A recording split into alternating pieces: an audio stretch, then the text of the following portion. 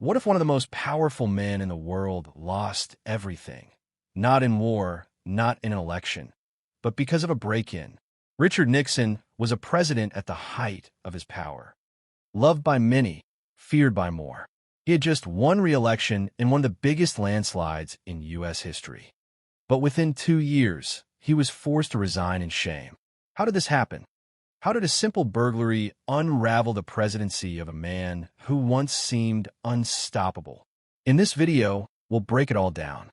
The rise of Nixon, the shocking Watergate scandal, and the dramatic fall that shook the nation. No confusing politics. No heavy history talk. Just the real story told simply. Stick around till the end, and you'll understand not only what happened, but why it changed American politics forever. Richard Nixon's journey to the top wasn't easy, and it wasn't smooth.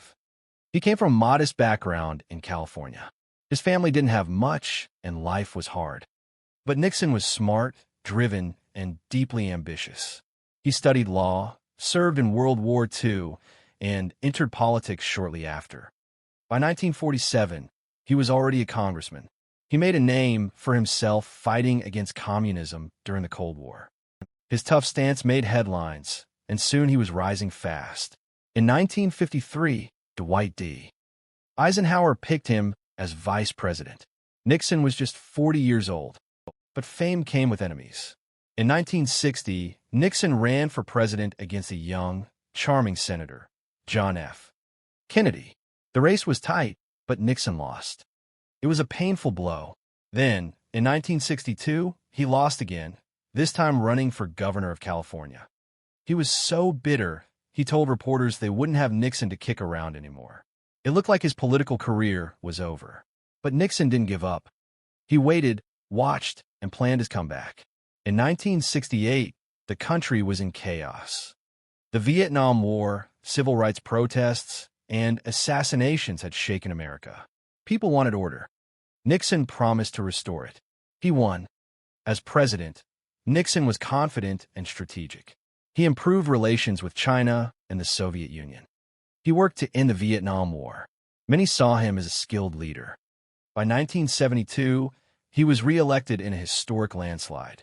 It seemed like Nixon had finally secured his legacy. But behind the public image of success, something darker was brewing. Nixon was deeply suspicious of his enemies. He believed people were out to get him, and he was willing to do whatever it took to protect his power. That's where the story starts to shift. By 1972, Richard Nixon stood at the peak of his political career. He had just crushed his opponent, George McGovern, winning 49 out of 50 states. It wasn't just a win, it was domination. He had the White House, the public's trust, and a firm grip on power. But something strange was happening behind the scenes. Nixon didn't feel safe. Despite his huge victory, he feared his critics. He believed the media, the Democrats, and even people inside the government were plotting against him. That fear started to grow into something dangerous, paranoia. To fight back, Nixon built a team of loyal aides. They called themselves the plumbers. Their job? Stop leaks of information and silence anyone who might expose the administration. But they didn't just plug leaks, they took things further. They wiretapped phones, followed journalists, created enemies lists. Nixon and his team were convinced that staying in power meant controlling every narrative, even if it meant breaking the law. They believed the ends justified the means. So while the public saw a strong leader handling foreign policy and ending wars behind closed doors, Nixon's administration was becoming a machine of secrecy and control. His staff operated in the shadows, always protecting the president at any cost. And then came one of the boldest moves yet, a plan to spy on the Democratic Party. Not with strategy or debates, but with a break-in. A physical break-in at their office in the Watergate complex. It was risky, it was illegal, and it would be the beginning of the end. At that moment, Nixon still seemed untouchable. But history was about to shift, because that one act, meant to secure his power, would do the exact opposite. It would tear everything down. It was a quiet night, June 17th, 1972. Security guard Frank Wills was doing his routine rounds at the Watergate office complex in Washington, D.C.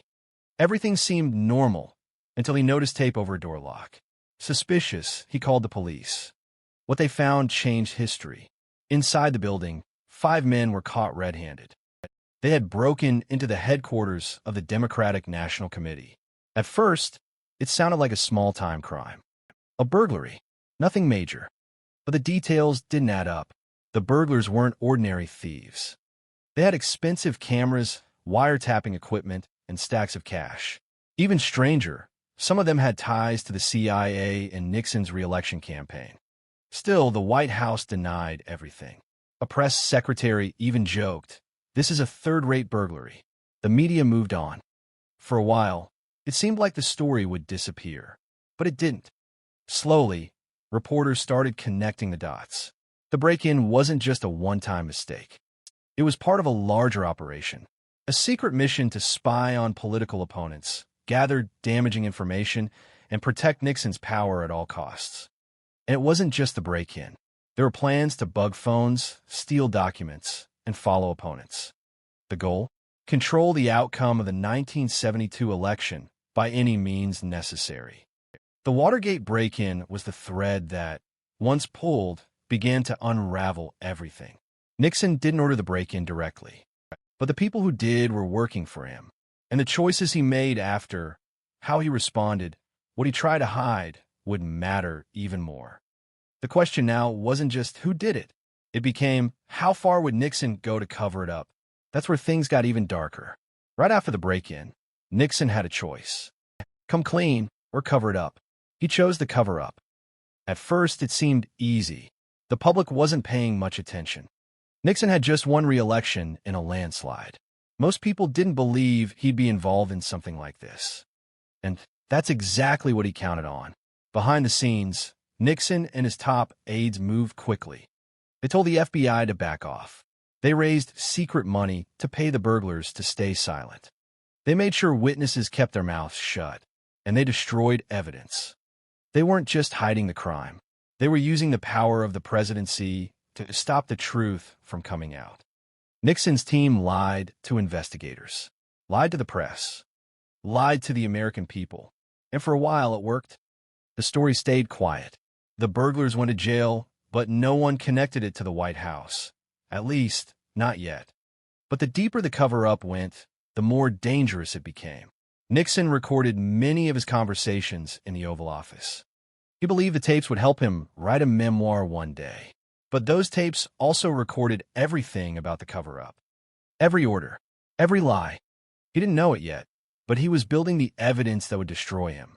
Still, in 1973, Nixon remained confident. He thought the scandal would fade, that the press would get bored, that the investigators would hit a wall. But the truth has a way of breaking through. And once it started leaking out, piece by piece, the cover-up became impossible to hold together. The very actions meant to protect Nixon would become the reason he lost everything. The fall had officially begun. As the cover-up slowly started to crack, a few people refused to look the other way. 2 young journalists of the Washington Post, Bob Woodward and Carl Bernstein, began digging into the Watergate break-in. At first, it was just a hunch. Something about the story didn't sit right. So, they followed the trail, one name, one phone call, one document at a time. They discovered that the burglars had direct ties to Nixon's re-election campaign, but they needed proof. That's when a mysterious source came forward, known only as Deep Throat. He guided the reporters from the shadows. He didn't give them everything, just enough to keep them digging. While the White House kept denying everything, the pressure was building. The FBI found connections between the break-in and people close to the president. The Senate launched an official investigation. Public hearings were televised across the country. For the first time, millions of Americans started to see the full picture. Witnesses came forward. Some admitted they had followed orders from the top. Others described how the White House used money, intimidation, and lies to keep the truth hidden. One former aide, John Dean, dropped a bombshell. He said there was a cover-up, and the president knew about it. That changed everything. People who once trusted Nixon began to question him. The scandal wasn't just about a break-in anymore. It was about abuse of power, lying to the public, and using government agencies for personal revenge. Still, Nixon refused to give in. He called the investigations a witch hunt. He said he had nothing to hide. But then, investigators made a shocking discovery. There were tapes, recordings of Nixon's private conversations. And if those tapes said what people feared, the truth was about to come out in Nixon's own voice. When news broke that Richard Nixon had recorded his own conversations in the White House, everything changed. Tapes? Actual recordings of the president discussing Watergate? It sounded unbelievable, but it was true. Nixon had ordered a secret system that recorded everything said in the Oval Office. Every meeting, every phone call. He believed it would help him later, to write books, to protect his legacy. But now, those tapes were the key to everything. If he had talked about the cover-up, it would be on the tapes. Congress demanded the recordings. Nixon refused. He claimed executive privilege, saying the president had the right to keep his conversations private. The fight went all the way to the Supreme Court. In a unanimous decision, the court ordered Nixon to hand them over. He stalled, delayed, even released edited transcripts, but they were full of blacked-out lines and missing pieces. The public wasn't buying it anymore. Finally, under pressure, Nixon released the most damaging tape. It was recorded just days after the break-in. On it, Nixon was heard planning to use the CIA to stop the FBI from investigating. Clear, direct obstruction of justice. He wasn't just aware of the cover-up, he was leading it. This tape became known as the smoking gun, the proof no one could ignore. Nixon's support collapsed overnight. Members of Congress who had defended him now turned away. His closest allies said he had to go. Impeachment was no longer just a threat. It was certain. The tapes had done what no headline or testimony could. They captured the president in his own words, calmly, clearly breaking the law. There was nowhere left to hide. The countdown to Nixon's resignation had begun. Once the tapes were out, there was no more guessing, no more speculation. The truth was right there, in Nixon's own voice. The recordings showed a clear pattern. From the very beginning, Nixon had worked to block the investigation. He talked about using government agencies to control the story. He gave orders to raise hush money. He discussed how to mislead the public and pressure the FBI. It wasn't just one bad moment. It was months of planning, denial, and abuse of power. The American people were shocked. Many had voted for Nixon. They had believed in him. But now they were hearing the real story, not from a reporter or a rival, but straight from the president himself. Public trust collapsed. Polls showed that most Americans believed Nixon had to go. Even members of his own party couldn't defend him anymore. The House of Representatives prepared 3 articles of impeachment: obstruction of justice, abuse of power, and contempt of Congress. Supporters who had once stood by him were now silent. Advisors who had been loyal for years resigned. The political walls were closing in fast. Nixon tried to hold on. He gave speeches insisting he had done nothing wrong. He said he acted in the country's best interest. But the tapes told a different story. And in Washington, one thing became clear. If Nixon didn't resign, he would be removed. The man who had once won 49 states was now standing alone. It was a fall unlike any in American history. Not from war, not from scandalous rumors, but from his own decisions, recorded, replayed, undeniable. What had begun as a quiet break-in had become a national reckoning. The final chapter of Nixon's presidency was about to be written. On the night of August 8, 1974, Richard Nixon appeared on national television. He sat at his desk in the Oval Office. His face was calm, but the weight of history was clear. He began with the words no American president had ever spoken before. "I shall resign the presidency effective at noon tomorrow." Just like that, it was over. The most powerful man in the country was stepping down. Not because he lost an election, not because of illness or war, but because he had lost the trust of the American people. The next day, he walked out of the White House for the last time. He climbed the steps of a helicopter, turned to give one final wave, and disappeared into the sky. It was the end of a political career that had started decades earlier. The rise had been slow and steady. The fall was fast and final. Vice President Gerald Ford was sworn in as the new president. Just weeks later, he made a controversial decision. He gave Nixon a full pardon. Ford said it was time for the country to heal. Many Americans disagreed. They wanted justice. They wanted consequences. But legally, the case was closed. Nixon would never face trial. Still, the damage was done. Watergate had changed everything. It exposed how fragile democracy could be when power goes unchecked. It showed that even the highest office in the land is not above the law. For Nixon, the fall wasn't just about losing the presidency. It was about losing his legacy. Everything he had built, every success, was now overshadowed by one word: Watergate. His story became a warning, a reminder of what happens when fear, power, and secrecy go too far. And America would never look at its leaders the same way again. Richard Nixon's story is one of the most complex in American history. Even after his fall, people still argue about how he should be remembered. On one hand, Nixon had real achievements. He opened diplomatic relations with China. He signed major environmental laws. He helped reduce tensions with the Soviet Union. His foreign policy changed the shape of the world. But on the other hand, none of that could erase what happened with Watergate. The scandal left a deep scar. It shook the country's faith in government. People started to question what leaders were doing behind closed doors. Trust in politics dropped, and it never fully recovered. Watergate became a symbol. It showed what happens when power is used to silence critics instead of serve the people. It proved that the truth will eventually come out, no matter how carefully it's hidden. The word Watergate didn't just stay in the past.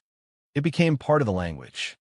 Ever since then, scandals big and small have been given the Gate label, reminders of the original fall from grace. For future presidents, Nixon's story was a warning. Abuse power, and there will be consequences. Even if you're popular, even if you win elections, even if you think you're untouchable. Over time, Nixon tried to rebuild his image. He wrote books, gave interviews. Some even began to respect his mind, if not his methods. But the shadow of Watergate never really left him. In the end, Nixon's legacy is a contradiction. A leader who changed the world and also broke the rules of his own democracy. His rise was historic. His fall was epic. And his story still echoes today. Because in politics, as in life, character matters. And history never forgets. The story of Richard Nixon isn't just about one man. It's about power, how it's used, how it's abused, and how easily it can slip away. Watergate wasn't just a scandal. It was a turning point. It changed how Americans see their leaders. It made the press more aggressive. It made the public more skeptical. And it proved that no one, not even the president, is above the law. Nixon once stood as one of the most powerful figures in the world. But in the end, it wasn't an enemy that brought him down. It was his own actions, his own words, his own choices. The rise and fall of Richard Nixon is more than just a history lesson. It's a reminder. Power without honesty leads to downfall. Leadership without integrity leads to disgrace. If you watched until the end, you now understand why Watergate still matters, why it's taught in schools, why it's still talked about today. And if you found this story as fascinating as we did, make sure to like, subscribe, and turn on the notification bell. We break down the most important moments in history, clearly, simply, and without the fluff. Thanks for watching. And remember, history isn't just about the past. It's about understanding the present and shaping the future.